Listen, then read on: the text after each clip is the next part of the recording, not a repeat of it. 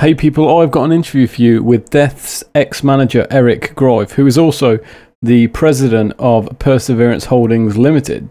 In the future, I hope to bring you a bunch more interviews, but this particular one, it wasn't conducted by me. The credit for this interview goes to Alex Fidel, who runs a show called Freethought over at KSUN Radio, which is part of Sonoma State University. I would like to say thank you to Alex and his co-host Julian for giving me permission for turning their radio interview into an edited video. All relevant links and credits you can find in the description, as well as a link to the initial radio interview, which you can download as an MP3. Hi, I'm Alex Fidel. I'm here with Eric Greif. He's the president of Perseverance Holdings, Inc. and the former manager of Death. Would you like to explain what Perseverance Holding is exactly? Perseverance Holdings Limited is the correct title is the legal successor in interest to Chuck Schuldiner, and that means basically that we oversee all of Chuck's intellectual property, his songs, his publishing, his likeness, his recordings, all of that kind of stuff. And I'm in that together with the family, and I'm the president of the company and run things, representing Chuck. When did the company start? We started Perseverance a year ago as a means of wrapping things up when the estate closed. It was a very, very long closure for a bunch of reasons. As soon as the estate was formally closing, then there needed to be a means for all the business to continue going, and they didn't want to be doing this individually. So they reached to me to see if I could handle it all, set it up, and so we structured it in the form of a corporation. All right, cool. Yeah, because it seems like over the past few years, like a whole plethora of like Chuck-related items had come to light, like such as the BC Rich signature guitar, etc. Is this all momentum to build up for the long-awaited second Control Denied album? Yeah, but I don't think it was planned that way. I think it was sort of happenstance that Chuck's nephew, who was my partner and friend, Chris Steele, got involved, and he helped to facilitate the BC Rich deal. And that just sort of led from one thing to another as we consolidated and took over, making sure that that Chuck's legacy was intact. There was a number of years that things were in complete disarray. It's not a secret to say that or to mention that. But through the goodwill of Beth working with me, I think we were able to fix all the things that were broken. And that's sort of putting it mildly, but there were a lot of people's hands in pockets kind of thing. Yeah, because I know the worst $14 I've ever spent was on the zero tolerance thing. Like, if I knew what I know now by then, I would have like hit it in like the freaking, who knows, like the experimental section where nobody looks. So, well, look, yeah. I think that if Guido Heinens, the guy that put that out, I think that if he knew what he knows now, he would have never put it out. I can't say anything more than that because we have a confidentiality clause. Oh yeah, totally. In a legal document. But I can go there to say that I think that that a mistake was made. I think he now knows that a mistake was made. This will, of course, see the light of day. And although it's been sort of hyped up by various people that it's going to be finished, I can tell you the exact state of affairs as it exists today with Control Denied, and that is we have some technical issues relating to data that we're trying to work out. It's between, at the moment, it's between me and Richard Christie to get those things worked out. Once we know where we stand with that, then we could then schedule Tim and Shannon and Steve to come to Morristown and finish it. That's where we're at. We're just trying to make sure that the integrity is there. That is the data for all of Chuck's tracks, because in theory, as far as we're aware, Chuck finished everything, all of his parts. So, knock wood, we're able to use all those tracks. But it's a sort of a technical issue now that we're trying to work out. Once we work that out, we'll know exactly how many tracks we have at our disposal. And if we have enough tracks of Chuck's, then of course we can call it Control Denied and finish it up. All right, and was Chuck the only one to record? Because, you know, like, I'm a musician, I know that, like, drums usually come first. Did Richard Christie ever record? Richard's done. So this was basically Richard and Chuck did their parts, and then Chuck got sick and got sicker, and it wasn't able to go any farther. So we've got some stuff on hard drive, and we've got some stuff on 2-inch tape. The 2-inch tape stuff is, of course, there's not an issue with it, but it's the stuff on the hard drive that we're working on a technical level right now to make it work. So we know at least we have an EP. I can say that. I don't want to distress anybody into thinking that there's a possibility that when Man and Machine collide is going to be an EP, but really it's up to what we can salvage. It's a long time. It's many years. And as soon as we know where we're at with the songs, then we can begin the process of finishing it up. And I can tell you from talks, of course, with Richard and with Tim and Steve and Shannon, everybody is incredibly excited to work on this. Oh, I can imagine. Are Marshall Valve State 8100s going to be used on the completion of the album, like as far as Shannon's parts go?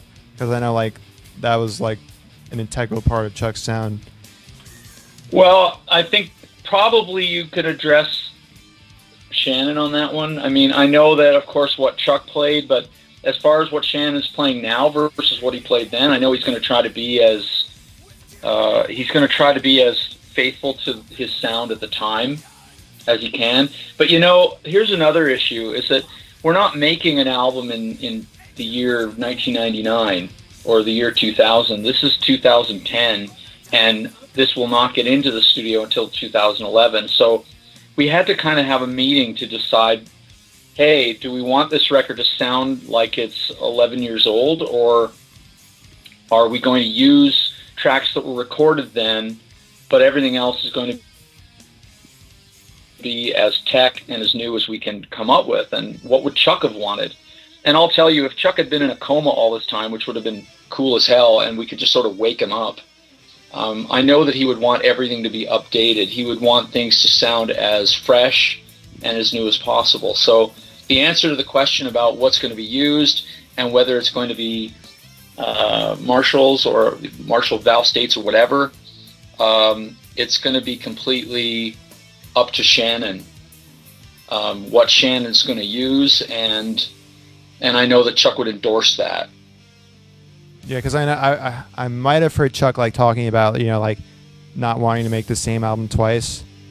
Well, you know, look, Chuck. A lot of people have said that. Of course, I'm definitely guilty of saying that. That, well, hey, you know, Chuck never repeated himself, and that's why he was truly an innovator. Because if you go from Scream Bloody Gore all the way to Perseverance, there isn't a single thing that's been rehashed. It's a progression every time, and a lot of other of Chuck's contemporaries maybe didn't do that. So I think that Chuck wanted the second Control Denied to be a step up from the first Control Denied, at least according to Steve DiGiorgio. It's definitely more tech. I mean, those are the kinds of words that he's used to describe it.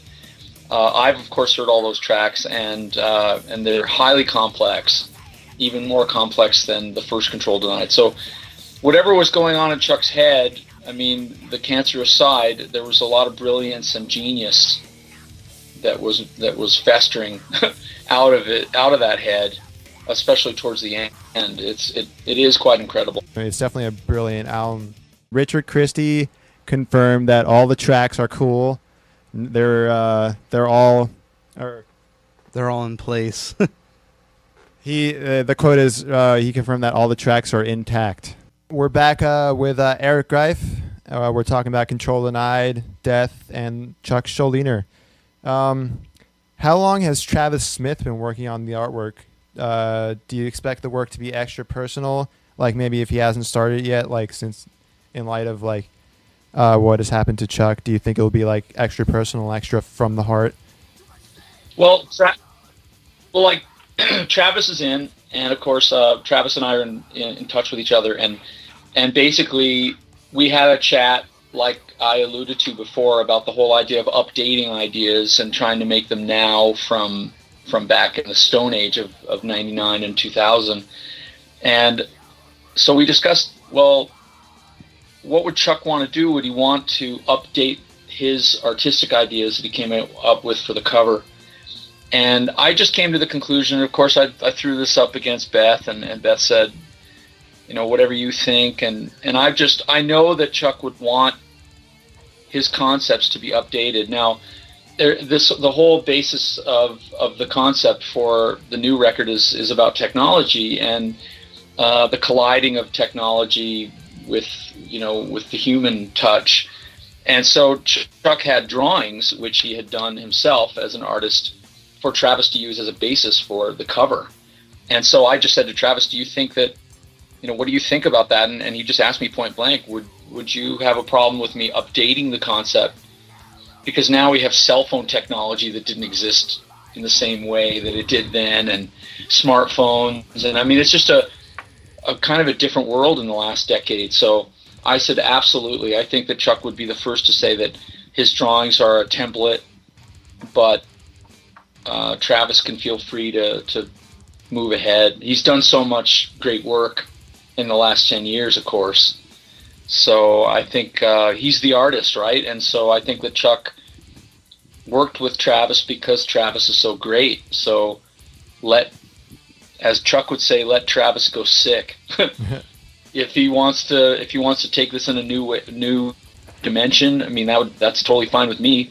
And I'm the one really making the decision on it. I'll consult with Relapse, and I think that we'll definitely have a meeting of the minds on this. I don't think it's going to be a problem for Travis to do as he feels his artistic license allows him to do.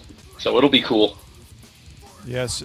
So basically, like Chuck's thing as a foundation, but everything like kind of like modern Photoshop and modern whatever, like to use like at whatever's at Travis's disposal to kind of like bring that up to. I mean, I can't say confidentially to you this podcast, but basically what people might not be aware of is the fact that Chuck did some drawings for the cover.